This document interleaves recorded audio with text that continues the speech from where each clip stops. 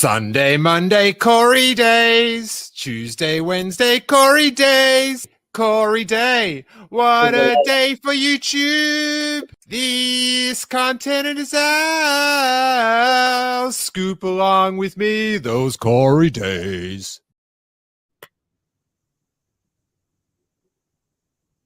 Hey everyone. Welcome to Steele Wars. I am Steele Saunders and I do love Star Wars. We are joined by the callers themselves, the Convor callers, Aubree and Corey. How are you? I'm good. I was just thinking during the beautifully sung Corey Days theme. Yeah. Just like someone downloading, because you know the podcast, we do this on YouTube or whatever, but it does turn into a podcast through the magic of technology. Just someone they just never heard the show before, and that's the theme. If you made it through, here's to it. Here's to a great podcast. You guys have just been down in at Disneyland or up at Disneyland for you. Yeah. Yes. Yeah, we were at Disneyland, and I have to ask the chat: is Corey the least enthused post Disneyland visitor you've ever come across? Like, just stop. That's not the you should. Oh yeah, Disneyland. Woo! Yeah. So it's we went to Disneyland. I think you know what it is, and this is horrible to say to everyone else who is not local to California. Oh no! Here we go. Here we go. Because we've got the Corey's getting canceled. No. We have the magic like key passes, so it's kind of like it's kind of like, oh man, like it's in a common occurrence, you know, like, so if you're in a state that has, let's say, like Busch Gardens or like Legoland, and like that's your designated theme park in your state, it's kind of like Disneyland is to California, I would say. So it's like it's pretty, like it's not some giant event because it's a little bit more on the normal side. Yeah, but that doesn't change the fact that it's exciting to be there because it is. You have to appreciate it. You do, and I because we've got the Universal Pass, so we're always going because it's just like 20 minutes up the road. And I always say to Harry every time we go, I go, you know, for many boys and girls, they get to go here one time if they're lucky. Because I just don't want him. It's like that and the robots in LA. We've got all the robot delivery drivers, and I can't bear the thought of him taking them for granted. It's robots on the streets delivering pizza. No one probably knows what I'm talking about. But the first time I saw them, we were with you. We were. It was, and my mind was blown. I think the way it worked is I just saw it walking, and I was like, rolling. What? Why is that? Is it? It was rolling. They're on wheels. Yeah, it's not a gonk droid. It's got wheels. I thought, didn't we see like a dog one? No. No. I don't know. I don't know. After. Yeah, they're kind of like, imagine like a beefy Roomba, but it's like maybe like this big, and it has like a little box area where you can put food for deliveries and stuff. It's like a gonk droid on wheels. And it's got a little readout. It talks to you, and each one's got a name on the side. I thought it was like a dog-looking thing. I guess I was wrong. You're so wrong, Corey. There are no robot dogs delivering pizzas. Not yet. They're so cool. But around our area, like just off Melrose, they're like we'll see on a drive 5, and I know where their depot is. So at about 9:30, you can go and watch, and like dozens of them. It's quite unnerving. Oh, I don't like that. Awesome. Actually, that's horrible. Once Skynet gets onto those delivery pizza droids. Yeah, but why I was so unenthused by what I was going to say about Disneyland is an important point to what I was going to say. Is where are you going with this? The Star Wars merchandise in Disney. Mm-hmm. It's just some of the worst that I've ever seen. It's not great. But I'm talking about like not necessarily Galaxy's Edge, but like some of it's just so bad. Like cheap plastic stuff. Yeah. Yeah, like half of it looks like it's knockoff Star Wars figures. Like it looks like you're in those, you know, Yeah, there's sort of like at the Disney stores, there's that lower level of action figure that's molded. Yeah. Mm-hmm. Yeah, but it's like that with everything. And they sort of verge on Mexican bootleg. That's exactly what it looks like. There's an Obi-Wan from the Kenobi show in his gray tunic, and his face. I mean, he talks, and it's funny because his phrases are all from Revenge of the Sith. I'm just going to leave this comment up for the whole show. But yeah, he's a very you want to talk about enthusiastic, get that action figure, and you talk to him, and he'll. Well, they even have like these like little statuette sculpture things, and they're like in the same Star Wars like packaging that the Gentle Giant, or like Sideshow like figures are in. So it's the black with that like gray. Like it looks like it would be good. Yeah, it looks like it would, but then you look at it. And literally, it's just the same packaging, but it doesn't say Sideshow or it doesn't say Gentle Giant or whatever. It just says Star Wars. You open it, and it looks awful. Like, completely 100% awful. Well, pre-pandemic, all the Star Wars stores at Disneyland used to sell, like, Hot Toys and Sideshow and Gentle Giant, and they would have all the huge companies there. Oh, no. COVID takes another victim. It did. Again, now it's... No, not expensive Star Wars toys at Disneyland. Oh. I feel like they used to do very well. Stop! Oh, no, affordability! Yeah, well, they could have had me by the throat this week, and they didn't. There's no vaccination to Corey's potential credit card bill. Yeah. Hey, so let's talk about a little bit of Star Wars news today. We've got some hot topics, and this one has potentially already been debunked, but it's a very good talking point. And I feel like we need to get out the vibe early that just say you were going to do something like this. Don't do that. Don't do that. But apparently, what is this in, Corey? You've been following this one. It's in Production Weekly or something. It's like a trade magazine for like professionals in the film industry. Yeah. Yeah, and the listings are sort of like IMDb-esque in that they're vague and maybe right, maybe not. Kind of a gist. It's just so that you know, like, what the project is and like what the general timetable is. I think generally it's a lot of times for like crew members, because in the film industry, a lot of it, unless you're working directly for a studio, is like it's a gig economy. So you're just kind of working at one job and you don't know when you're going to work the next. So you look at Production Weekly to see what's up, because you could go day play or you could go and like apply to work there. Oh, tell me about it. You just don't know day to day whose free food you're going to be eating. Indeed. It's an exciting world out there, except for now, because nothing's filming. But yeah, so Jermaine Lussier, who's just such a good dude, he's over at Gizmodo. He's contacted these little people at Lucasfilm, and they've said most of it is wrong, essentially. Where's the actual... Lucasfilm says a lot of things. So. No. I've got a lot of prefaces for this story because they are happy to just say, no, that's not true. And it is. Mm-hmm. Like that's sort of, and don't even get me started about Kathleen Kennedy. She doesn't know what's going on. I just think she just keeps saying these contradictory things about what's been announced and stuff. And I think there was like a recent doing a project and like Mangold working on a Boba Fett thing. And I just don't think she's just in this bubble away from like general news and stuff that she doesn't remember because she knows it all. Yeah. Yeah. Or does she? You think she's like, how like for presidents or like sometimes their administration won't tell them stuff like on purpose? Maybe Lucasfilm, they like secretly don't tell Kathy everything. So it's honestly like your worst take. And you have some pretty bad takes. I love you, but you have some pretty bad takes. Yeah, no, I need to rein in my conspiracy theories. I apologize. I feel like you had a lot last week, too. I did. Man, I'm not even going to bring up that submarine then. Wow. Who knows what you think's going on there? I've already heard some wild ones. But let's the listing is as follows: Star Wars New Jedi Order feature film.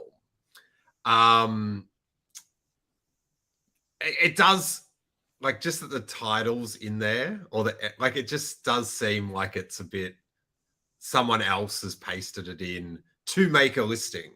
Like, they're like, oh, let's get some info in about this. But anyway, and it's got all the Lucasfilm details. Daisy Ridley cast. Now, this is the interesting bit, and this is where we've got to like get the word out, in my opinion. But this is the potential, or the what they've put in, which apparently has been debunked, but who knows? Set roughly 15 years after Rey's victory over Palpatine and the end of Star Wars: The Rise of Skywalker. Now, first of all, bring up Star Wars: The Rise of Skywalker in the description.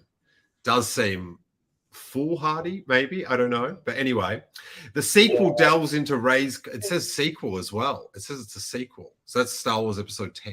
Well, I mean, she's Rey Skywalker, so as much as they may say it's not the Skywalker saga, it's the Skywalker saga. Oh, they say a lot of things. The sequel delves into Rey's courageous endeavor to restore the Jedi Order, where she assumes the role of a mentor to two promising young students, a girl and a boy. As their training progresses, it becomes evident that the girl possesses an extraordinary abilities, which isn't correct English. Not that I should be bringing that up. Destined to emerge as a future leader. Release date, May 22, 2026. Now, isn't this what the synopsis for The Acolyte? No. No, with the like. No, you idiot! Right, with the siblings, and they made a big deal about that at this last celebration, and there had been whispers about it. I honestly don't even know what you're talking about, but that's possible. Nick Smith says, are we expecting episode 10, or should it feel more like a spin-off? I think it's episode 10, but it's not called a spin-off. It's called The New Jedi Order or something like that. And they're not going to call it episode 10, but it's basically episode 10. Star 10 with just the X and Vin Diesel and family. Yeah. Star Wars is about family. Star Wars has always been about the Skywalkers and the Palpatines. Oh, God. Yes. Corey. Yeah. But, like,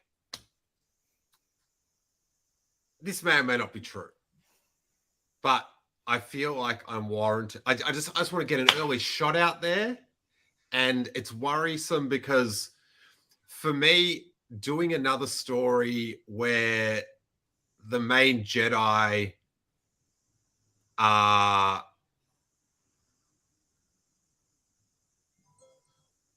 oh, sorry, Jackie's texting me and it's distracting me. Anyway, the oh my God, she's really done my head in. Yeah, don't do another movie where the main Jedi from the last series isn't in it that much and there's a new generation. Like give us just some in the prime Jedi. Like, you can't, like, for people that like didn't like Rey for whatever reason, like, it's sort of like the Rise of Skywalker type thing where if she's not in it as much, it might please them. Yeah. But then you're burning the people like me that like loved Rey and just want to see a chunk of Rey. Like, don't put the perceived main event that you're bringing back like over to the side, sort of thing. It's and you see the same thing with like with the film release. They'd learn their lesson on the film releases, and as we talked about last week, we've got 3 in 18 months or something like that. Yeah. But, Aubree, what do you think about this potential elevator pitch storyline? I mean, I think it's hard to pitch that it's supposed to be a 15-year time jump. when people have seen her so recently in Rise of Skywalker, and the actress is still clearly the same age. Like you could argue maybe like 5 years or like 7 years or something, but 15 seems to be pushing it. I think it's 8 years more than. So it's 7 years after Rise of Skywalker when this movie comes out. So that'd be 8 years added, basically. Yeah, I don't know. And then on top of that, well, she did get a lot older in one day. Did you notice that in the Star Wars movies? like it was like the next day, and she was like 3 years older. Yes, that's true. That's true. That's very true. That's true. But then I don't know how I feel about like the story being about other people and not her. I think that's foolish. That's such like a yeah. It's potentially foolish. It's potentially foolish. If it makes sense that it's like a spin-off as opposed to episode 10 then, but still like you totally fumble in the bag. It's just like why would you want to introduce new characters when you still have to flesh out this character? Like it's premature. Like you can't even sell merchandise with the other side characters from this era that you've introduced. Why the heck are you adding even more characters? Like there's gonna be new characters. Yeah, but do you know what I mean? Like that's like just like what it's gonna be. But like don't like just put Rey in the center. Like yeah.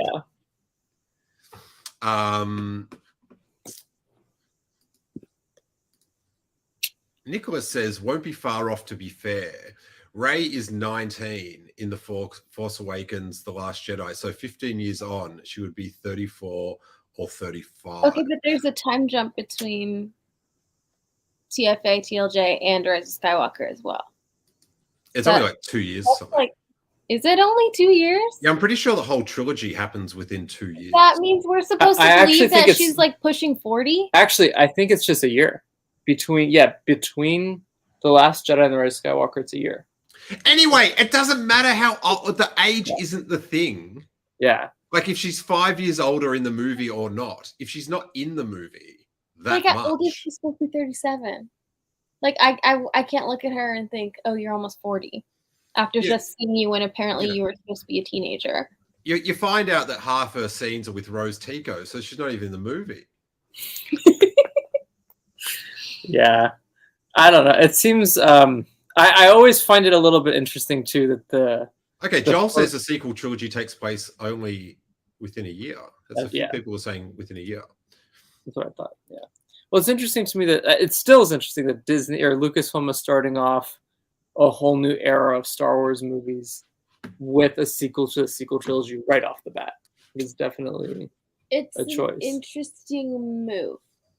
I think if they had decided like, hey, we're going to carve out a ton of media in the sequel trilogy instead of ignoring it like we have been, and then have these characters from the trilogy kind of like pop up every once in a while. So for example, if Mando hadn't been a thing, right, and we're just like right after Rise of Skywalker, and they were like, you know what, instead of like this Mandoverse thing, we're gonna do TV spin-off television franchise thing in this era, and it'll be side characters doing their thing, and then look, these people will pop up. That would make a lot more sense. But you've made such a big deal of ignoring your sequel trilogy forever and ever and ever, so why the heck, Lucasfilm, are you just like going back to it now like this? But are you talking about merchandising?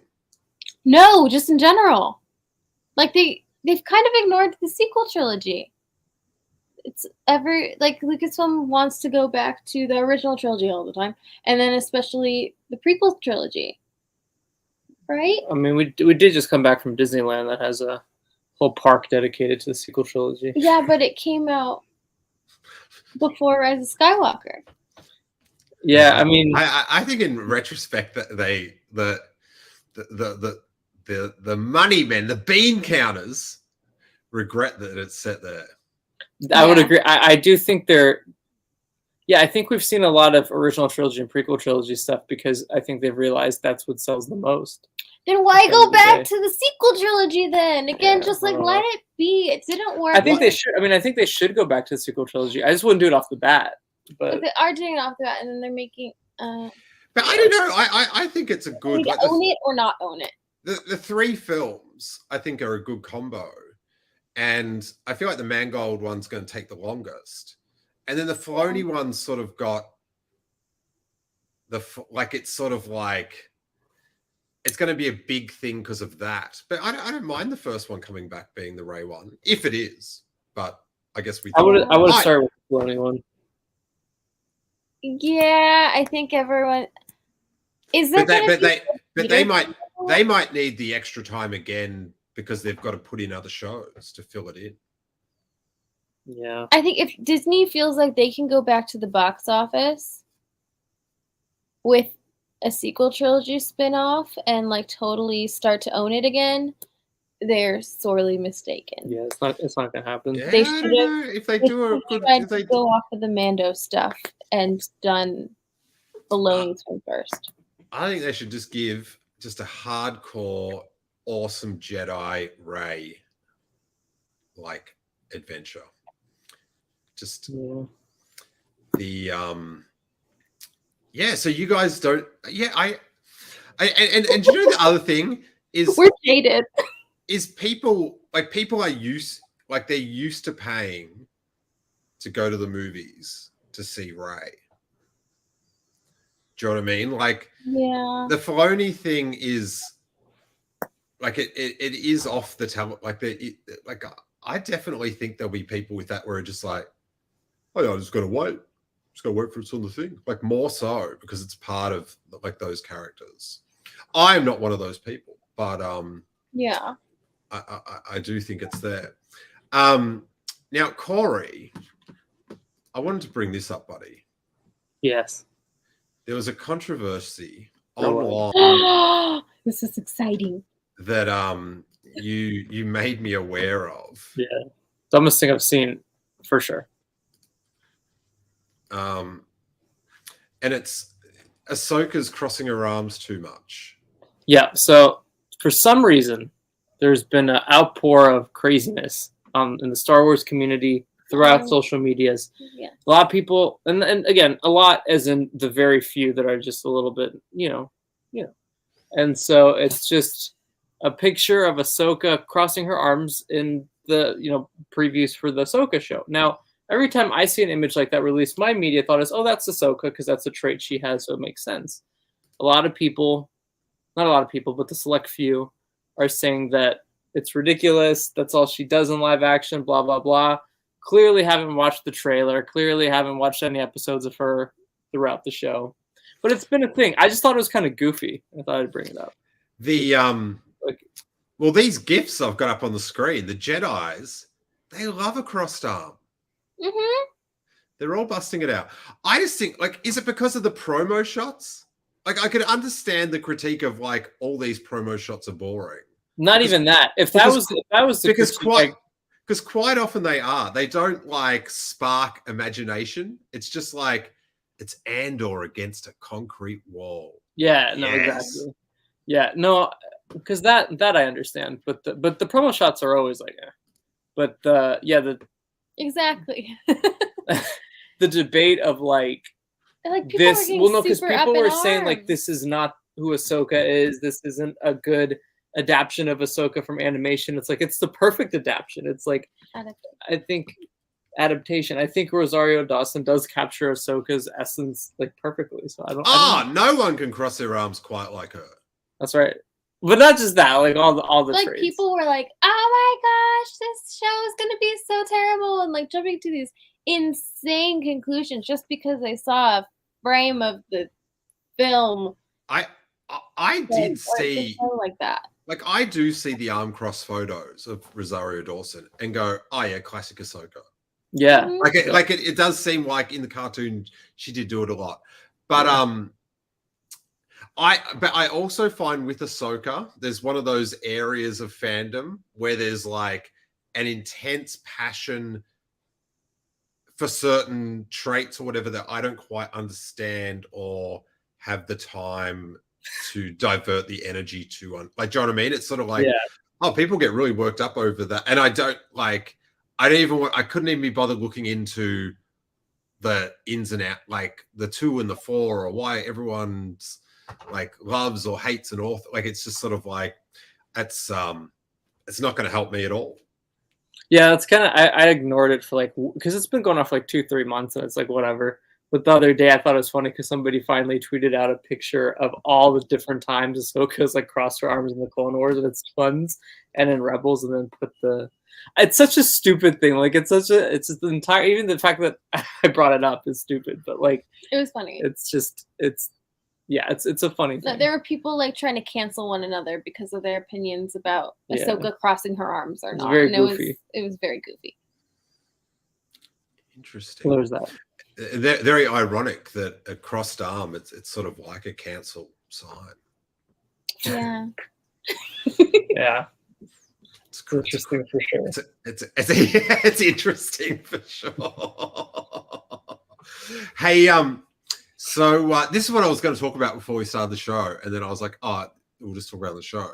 So ComicCon, right? They're saying that all these studios aren't going to be there, but are they going to, like, and you know, that's because of the writer's strike and potential actors strike, that the actors aren't going to go on and talk about how good the show is going to be, as part of their, you know, strike, which yes, giant corporations do give artists more money, please. That'd be great.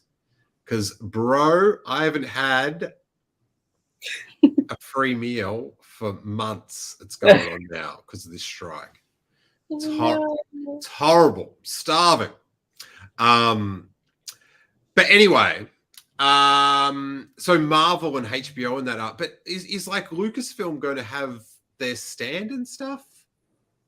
So nothing's been announced yet, really, for Comic-Con at all. The only thing that they said is going to be, there's like Marvel's going to have a booth, so I'm assuming Lucasfilm will too. Okay, so Marvel is going to have a booth. Yeah, if Marvel has it, Lucasfilm will. Because our figures aren't going to have a booth. The sideshow thing. I know. Oh my god, it's so that was the first sign of a downfall for me. It was the no sideshow being there was because going around and filming those things. It's so fun. It's so fun. And it's, you know what's weird is Sideshow has like the biggest booth at Comic-Con. Taking that, I don't know what they could possibly fill in that space. So like, because every time you go, like, it's an experience. It's more than just like showing here's the products you could buy. It's like, it's cool. You get to see every single hot toy and Sideshow and, you know, whatever else they market right in that little area, not a huge area. Well, like last year it was weird because the usual HBO like booth wasn't there either, and it was like a very clear, weird space where you're like, oh, it feels empty right here. Yeah. Well, so now HBO's not there, and Sideshow's not there, and one thing to know too is the price. The Universal's not going either. The price you'd have to pay to rent out that Sideshow booth would be, I don't even want to know. Like, it would be probably 50 to 60 grand, maybe more. Yeah. So like, I don't know. They're definitely.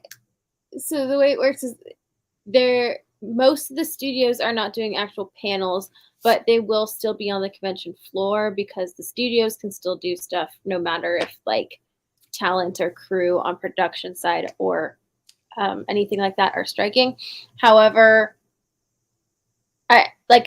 there could still be some interesting big panel presentations that are about things and like TV shows and movies that are coming out, but it would just be hosted by like the people working for the studio as opposed to actors, writers, and potentially directors. So yeah, it'll definitely be like less eventful. There will probably still be announcements, but it won't be like as hypey. Well, now Ahsoka comes out.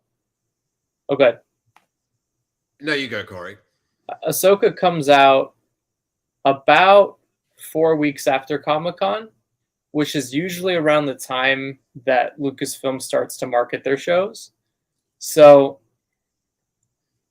I do think that their booth is going to be very Ahsoka heavy. I think all like the Hasbro panel will be very focused on Ahsoka reveals. Actually, let me backtrack on that. Yeah, no. But like last year Comic-Con, they had like a lot more Obi-Wan things. So they had the Obi-Wan. So they had some of the Obi-Wan costumes, and then like Trends and her universe and stuff. They had special but the show just finished though. The show just finished. I know, but still, and what? they even did this Rise of Skywalker. Yeah, where that's not. I know, but they have them in the Lucasfilm Pavilion at Comic-Con. Oh yeah. They like let their the companies that they license Star Wars to in their pavilion altogether, and so I think. Even if they don't have announcements, I doubt they'll have announcements, but they'll probably have those costumes there, and they'll probably have like Trends with some sort of like key art posters that they're selling for Ahsoka, and her universe has some more like new Ahsoka like jackets, and I don't know. Well, in terms of Hasbro, yeah, printing a T-shirt or a poster, that is I can do that, bro. Exactly. Like they'll feature it, but it's not going to be like you're not going to announce anything. Oh, Seth says it's 2 months today till Comic-Con. That can't be right, can it? I think till Ahsoka. Oh, till Ahsoka. Okay. Yeah, Comic-Con's in 4 weeks. Wow. And then I don't know. We'll see. I'm very interested in this Comic-Con because last year, or the first year I went was in 2018 when Clone Wars came back. Marvel was not there. HBO, I think, had limited maybe capacity. I don't remember. I think HBO was definitely there. Clone Wars was the big thing. Star Wars had a huge presence that year. I don't think Star Wars has had that big of a presence since. So I don't know. Yeah, and it was weird because Star Wars hadn't been at Comic-Con forever, and then randomly they announced that they were doing the that Clone Wars panel. Yeah, so I would say if the strike wasn't a thing that was going to happen, I actually think this year we might have gotten. Oh, Corey. I don't think so. I don't even want to waste time on what might have happened if the strike was like. It's just it's just not. That's something for you to think about when you're on the train looking out the window or something. It is. It very much is. I thought about it today on the way home. Oh my stars! Hey, I was checking out the old the Bespin Bulletin, and they had this little thing about Patty Jenkins' husband apparently wrote a version of the Rogue Squadron story, Sam Sheridan, and all he has done is TV shows. So he had a theory that it might have been a television type draft. But I would be shocked to see this in a theater. Yeah, I think if it's a TV show, because you could do it for so long. Yeah, even and I just think that would be X-Wings all the time. But then you sort of think like, oh, maybe on a movie scale. But I don't know. Is it that different? X-Wings on the X-Wings and the Mandalorian look pretty good. Yeah, I think maybe the only drawback is like not getting that, theater experience with the sounds and whatever they were going for with like the sort of Top Gun version of Star Wars. That would be the only drawback, I would think. I don't know how well it would do after Maverick did so well. I think it would do very well if it was marketed like that. You're not going to get people to go, I loved Maverick, so I'm going to see it. Like, it's not. No, but I think if you're trying to do like Top Gun, but in space, and something already just did like a revamp of Top Gun, and it was like pretty even critically good, it might just feel like this is a little bit cheesy now. I would, I'm not into AI stuff at all. Mm-hmm. But I feel like on the ridiculous end of things, it would be nice. But if I had to do one AI thing, they said you have to use it once. I would get a Star Wars version of Top Gun. So the exact same story. Ooh. But with the character, so when they're playing volleyball on the beach, it's like a topless Nien Nunb. Oh my gosh. Like, and he's, you know, and they're all there, and Wedge is there, they're flexing, and I'm not sure what Porkins would be doing. But I would like if it was just the exact same story and they just put in, I don't know who would be the two people vying for Top Gun. Who's your Iceman? Dak? Yeah. No. Biggs and Wedge. Yeah, I was gonna say Wedge would be the one. Yeah. For sure. Biggs and Wedge. Yeah. And the guy, the other guy who's in the gold digger. Ah, the other guy. Yeah. The other guy. He's real good, that one. Love it. Love the other guy. Hey, I'll show you this other weird thing. Not weird, but unexpected thing that caught my interest. And I saw this on Twitter. Oh, you know that girl? Yeah. Oh, wow. But there's this thing, account I found on Twitter, legends_con, and in Burbank, they're doing a Kickstarter for a fan run Star Wars Legends convention. Oh, that's about cool. All the thing, and I just thought that was really cool. So if you're into that, if you're into your core and horn, eh? Hey, I remember someone. Go check that out at legends_con. And I just think it's cool that like they like this thing and they're talking about what they like about it. Yeah. Rather than what they don't like about the other thing. That's fun. A Clone Wars con. Yeah. Okay. They should do like Corey's Clone Wars con. And like the Jedi Master package. It's quite expensive. But over the weekend, you get 34 meet and greets with Ashley Eckstein. There can be Darth Vader. That's really funny. Yeah. Dave Campbell, my buddy back in Australia, he says Wedge is absolutely Iceman. I like it. So Legends Con. What's your favorite Legends thing, Aubree? Old Republic. Very good video games.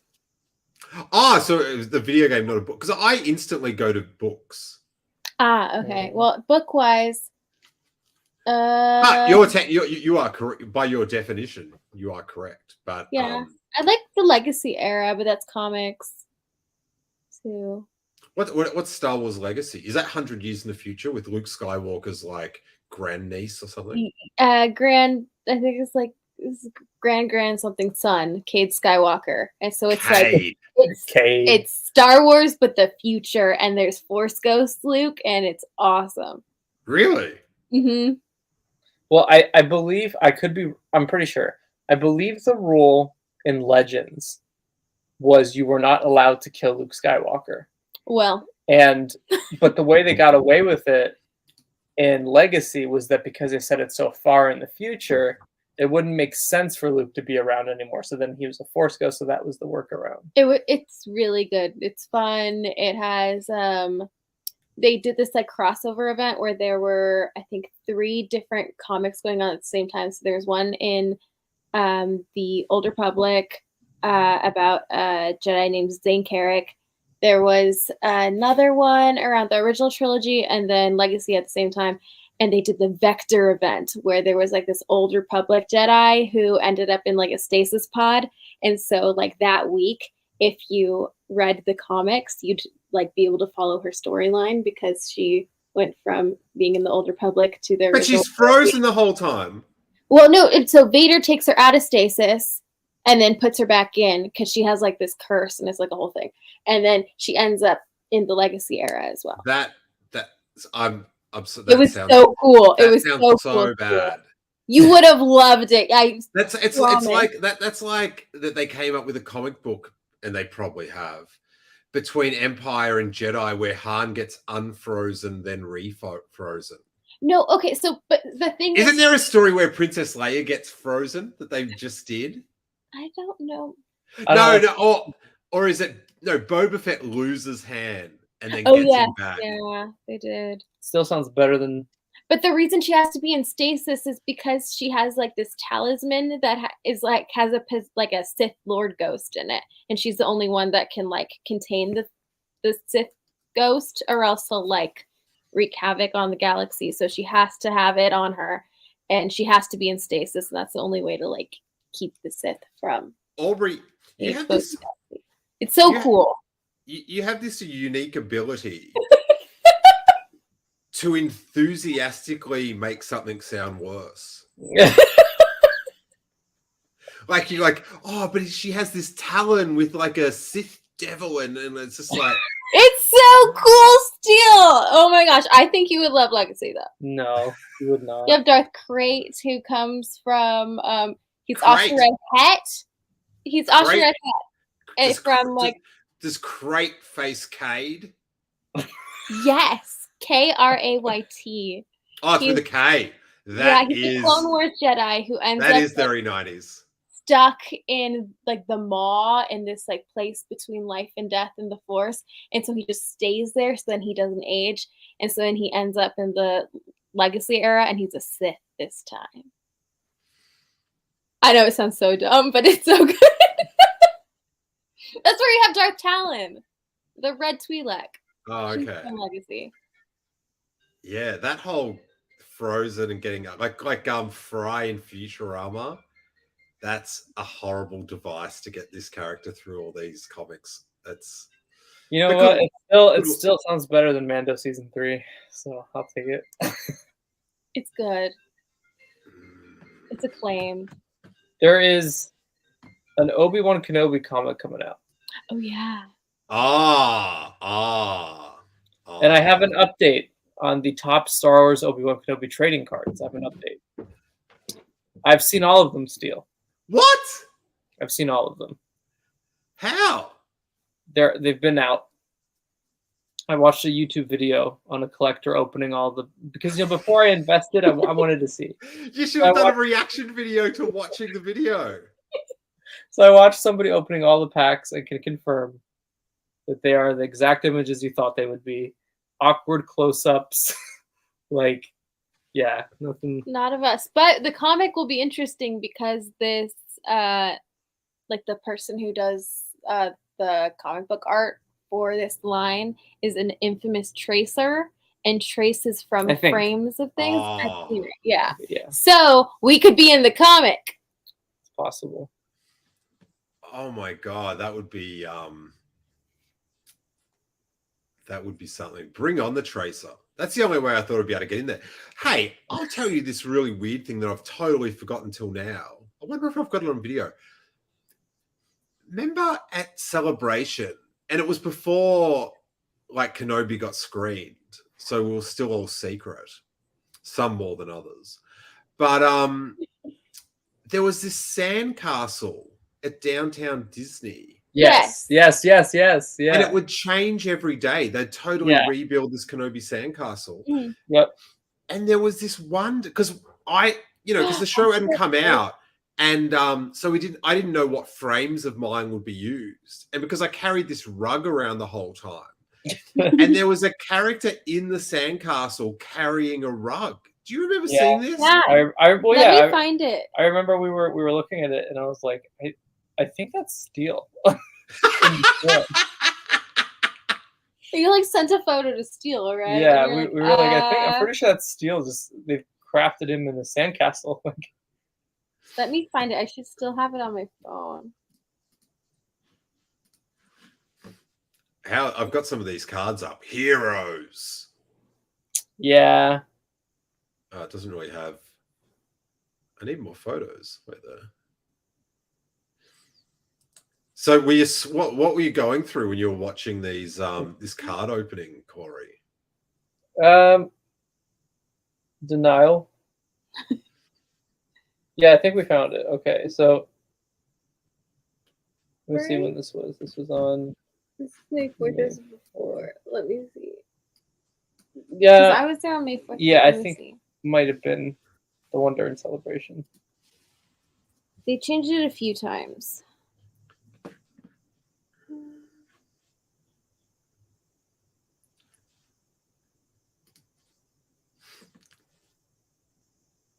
Just show me all the cards. Am I on the same page? Oh no, this might be different. Oh, that's nice. Yeah, I think I have a photo. Ah, signed Princess Leia. I tell you what, right? What is up? I absolutely adore her, but this little Princess Leia, yeah, taking away all little Luke's shine. You don't hear anything about little Luke. Oh no, little Luke. Yeah, he had like a second of a moment. My little dude Grant. He's still he was filming before the strike. I'm sure he's not a scab, not my Luke Skywalker, but yeah, that's my little Luke. Come on. Aubree sent you the photo on Twitter. Oh, okay, fascinating. Of the thing. Here we go. Yeah. I do think this is it. Right there.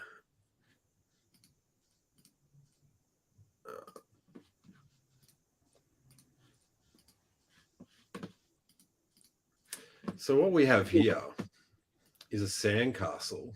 God, this brings me back when it was a secret about the Kenobi thing. Yeah. We were like taking photos of every promotional Obi-Wan thing ever. But here's the thing, right? So can you see my cursor on the screen? Yeah. Yeah. So this guy here was carrying a rug, and I filmed a scene. Like, there's a shot when at the end when Obi-Wan works out with the Kadu, and they cut it. The editor blew it because I came out of this laneway right at the end, and I just nailed walking down a space street with a rug, right past this dude with Space Camel, and they chopped it off first. But it was very weird to see. I think that the paranoia was so high to me at the time that someone was going to recognize me off the sandcastle and the secret would be out too early. Steele's a little Sandman there. Yeah. That's funny. Not the Sandman. Hey, I've got another talking about this Luke and Obi-Wan, or Luke and Rey, sorry. Luke and Leia. And Leia stealing the thunder of Luke. You got to check this out. This is hurting my feelings quite a bit. Oh no. So there's this fun story, little tweet. I didn't click on it because I'm not going to do it, but I thought it was cool. StarWars.com posted this thing about how to make your own droid wind chimes, right? Out of old paint cans or something. And they do look, like they're fun if you've got skills. Oh, and you cool. can do them. Wait there, I might just make that a bit smaller. But look, you know how they've always got their favorite characters? That, let's make this and that. It's always Grogu or whatever. Well, check this out. in the top 3 astromechs now, Chopper, R2D2, and then bloody R5D4 has just jet-packed his way past BB-8. And now he's in the top 3 astromechs. I feel like that's very Chopper to like go and cut right in front of R2 and be like, "Hi, it's me." What? Yeah. Don't worry about Chopper. What's R5D? Oh, There's a new resurgence, I think. Lucasfilm wants us to love him. I feel like he might be the worst character in Star Wars 4. Says the person who likes Toro Calican. Oh, he's great. Ooh. He's fantastic. I love Toro. Yeah. Toro. I miss him. I miss him so dearly. I believe that. He was so good. Remember on it was the Book of Boba Fett. And remember they went back in time and Toro was alive again? Yes, I knew just you were over right. the mountain. I'll never forget watching that for the first time. And as that scene happened, I'm like, oh, Steele's probably just glued to his TV right now, waiting for the moment. And then we watched your reaction like as soon as we could, and you're like screaming. You're like, Toro's right there! He was just over the hill. It was like Back to the Future too. It was so. It was invigorating. It was so fun. It was just like he was just there. So how are you doing, Corey, with the 2-month countdown to Ahsoka? I'm getting excited. Yeah, I mean, I feel like, and this is my honest to God truth about the status of Star Wars for me, is the show's going to make it or break it. I think, like, if it's fantastic, which I think it will because it's Dave, I'm going to be full steam ahead. Like, this is amazing. We have a great story coming up. I need to start hiding. What? Oh, Corey's about to draw a line in the sand here. But if it's not good, and I don't think it will not be good, I don't see that happening. I will again sell my Funko collection for the 37th time. They're all boxed up, ready to go if need be. After Mando season 3, Corey had like just gotten like a fun setup, and he had a ton of Mando hot toys and stuff. The moment Mando season 3 ended, he was like, well, I guess I'm selling my hot toys. And he sold all of his Mando merchandise. He has no Mando merchandise left. I don't need it. Nah. I go for the greats. Yeah, I'm just so I'm pretty low key on it, but I'm trying to stay low key. So then when it comes out, I'm just like, yes. See, I so want it to be a yes. I'm trying to be that way as well and be like, I'm gonna wait, it's gonna be fine. But then they show me, she's got the arm crossed. I'm like, that's Ahsoka. I tell you what though, if it is killer and all the story makes sense, Favreau, buddy. Well, Favreau has nothing to do with it. It's all no. But it's sort of just like it's very telling that you've taken that component out. That's I'm there. I already know who the problem is. This is how bitter I am. I want it to be good, just to spite Favreau for his season 3. Poor Favs. Are you excited for next week? The making of Star Wars: The Mandalorian season 3. Oh, that's I'm fascinated to know how they made that. Fascinated. Yeah. What are they going to show us that's like interesting and innovative that they didn't already show us in like 1 and 2 in the how to botch a script? How many minutes of it will be dedicated to Jack Black's wacky faces between takes? Yeah, Christopher Lloyd, a lot of cameos. Yeah, it's okay. Skinny Pete. Skinny Pete was cool. The finale just looks like... Don't say it. The finale looks like it had so much more there, but like somebody had 2 edits. This was like the bad edit of the finale, and then a really good edit. And the intern was like, oh, I destroyed the thumb drive on accident, but had a good cut in it.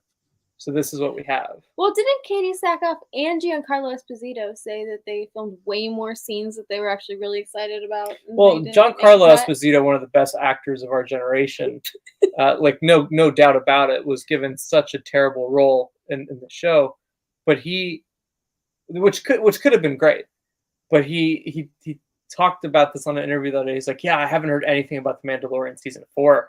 Jon Favreau hasn't approached me. And I'm thinking, dude, no more. We're done. It's over. It's just not. It's gone. But what if that was a clone? I don't want it.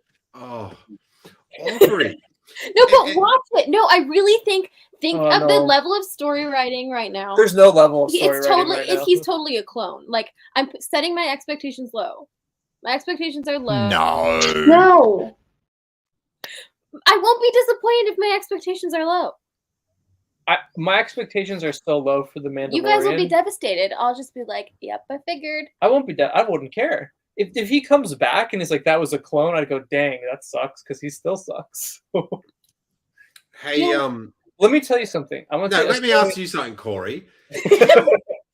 How many ridiculous things per episode does Aubree say now? Like, listen last week. Never more than 12. You should see our reactions. Our reactions are filled with me. If anybody who goes back to look at our Mandalorian reactions, you can tell the difference between Aubree and I and our personalities off the bat, where you'll see me react to something going, oh my God, and Aubree will be like, oh my goodness, that's amazing. And literally sometimes we'll have to cut things out because we'll be at the end of a reaction. And Aubree will be like, you're gonna depress the people who watch us. And I'm like, dude, I'm depressed. Like, I can't watch it. Can I ask a question? Yeah. Another question. Have you let me talk off the laptop sound the entire episode and I just changed it then? No. I've heard the mic the whole time. Oh, interesting. Okay. I just changed the setting, but No. well, no one complained about it, so that's something.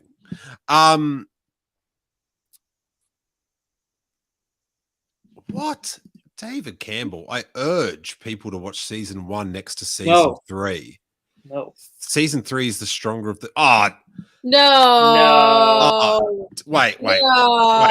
Just wait there, Aubree. Save your breath, bud. Here we go. It's honestly like your worst take. You have some pretty bad takes. I love you, but you have some pretty bad takes. That's it. What?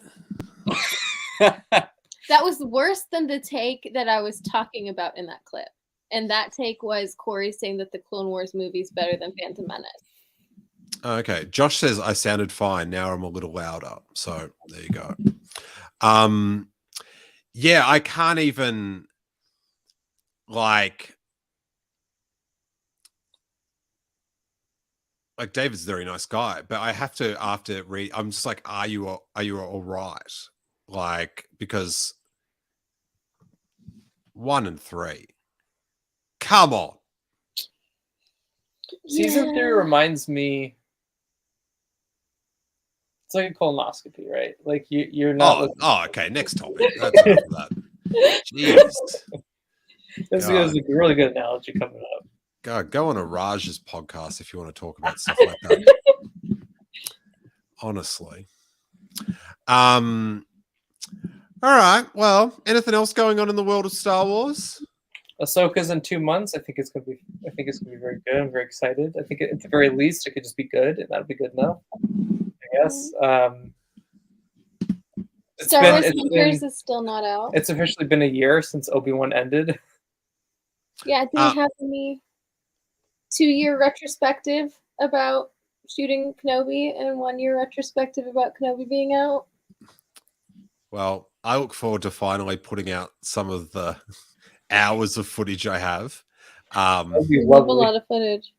I've just got to get started. I've got a deadline because I'm on another podcast, I think next week, and I plugged it. So I've got to get the first bit of footage out because we've got stuff from the Kenobi filming.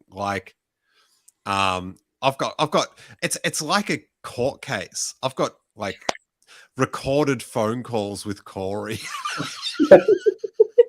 we should make a documentary. This should be a documentary. Well, that's what I'm going to do little 10-minute little things all the way up. We should go reenact things.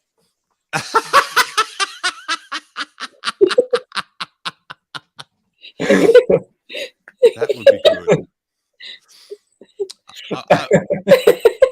I would die to know what that set looks like now, though.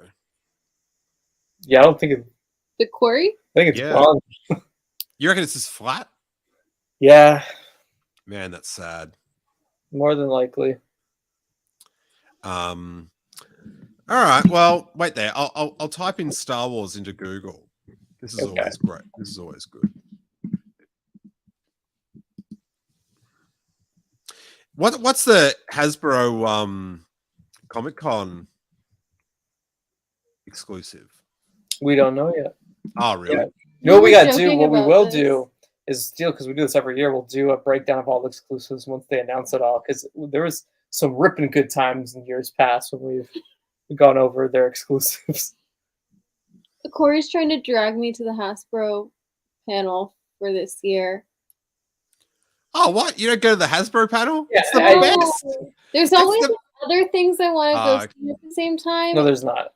Yeah, there was. No, last year you just literally left to walk the floor. Well, then I heard that they released these like really butt ugly like Halloween repaints on top of, I don't know, they released something else and the Hasbro people got booed. I forget if I told you this or not, Steele, but the funniest part of the Hasbro panel last year was about 5 minutes before the panel started.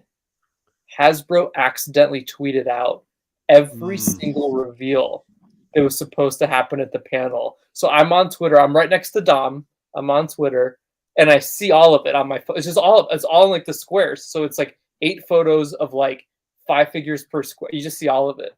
And I turned to Dom and I was like, "Hey, so do you want to be surprised during this panel, or do you want to see all of it right now?" And you could casually see collectors looking at their phones and then looking up, thinking about leaving.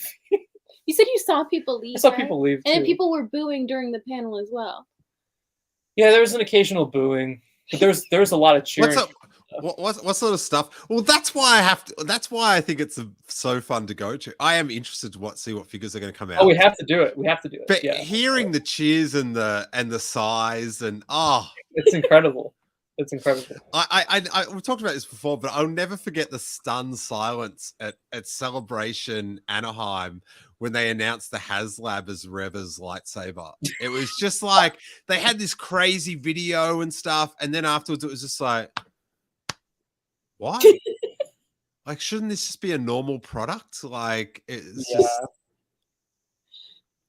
very bizarre. Are you furious that the Flash's Michael Shannon turned down a Star Wars role? No. Devastated. It's just let people do what they want. Yeah. It's like going to a chef. It's like, why don't you work at McDonald's? It's like, well, that's just not what I'm doing, bro. Yeah. All right. I should point out that if you are on our the old Steele Wars, where is all my things gone? Patreon. We've been banging out, me and Hawes do this Star Wars history podcast called Star Wars Year by Podcast. And in the we've done sort of one a week for the past couple of weeks. And we just put out 1986 Part 2. And so we go through all the Star Wars news of that period. And it's so much fun. If you, Corey, buddy, have you ever wanted to see giant animated Ewoks that are actually furry ice skate? I do. Yeah, I've been. Well, you got to check it out, my bro. You got to check it out. You need to check it out. But Corey, you're a known plugger. What do you got? At Corey_Wolfpack on Twitter and Instagram. At ComWarCall on YouTube and Instagram and Twitter. What did you say? What was the address you were giving out then? At the ComWarCall. You said it in such a way that it was like a different language, like. Sorry, and one of those confusing ones where you have to make your tongue do new things. Like, it sounded like you go, at the call. Like, what? How do you spell that? No. Yeah, I'm learning new things. Always. Here's should we end? This is good actually. It can go cynical or it can be turned a little bit happy. But Chad puts up a great question.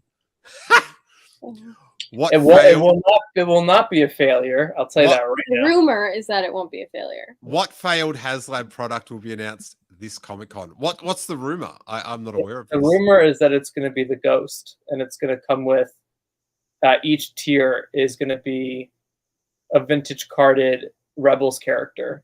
So like Hera, Sabine, Ezra, Kanan, Rex, Ahsoka, and so it's going to be a big one. If it is so in vintage style size, yeah. Like if it is that, I don't buy big things like that, but that's insane. Yeah. Like that's what you should be making. Yeah. And yeah, I would be very excited. That'd be my first HasLab, I think. Watch it be like Palpatine's throne room or something like that. That's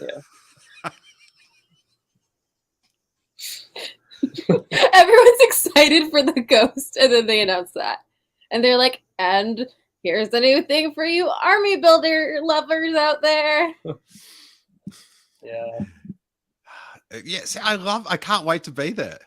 I asked we should. Do you think it would be? Do you know what I'd want to do?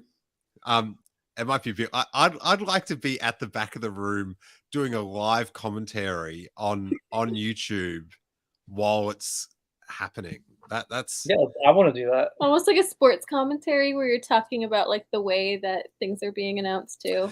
Yeah, we need to bring in with us like one of those like perspex chambers so no one else could hear us or something. Or we could just do facial reactions. We'll plant the camera right in front of us on a tripod in the back. And then that's the way. That's the move. That's yeah. Does anyone want to watch our faces for an hour as they announced new Clone Wars army builders? That'd be sweet. Yeah. All right, very exciting. I'm sad those 7-Eleven cheeseburgers aren't still going. I think about it all the time. It won't be the same without those cheeseburgers. No, it won't. Yikes. No more food poisoning.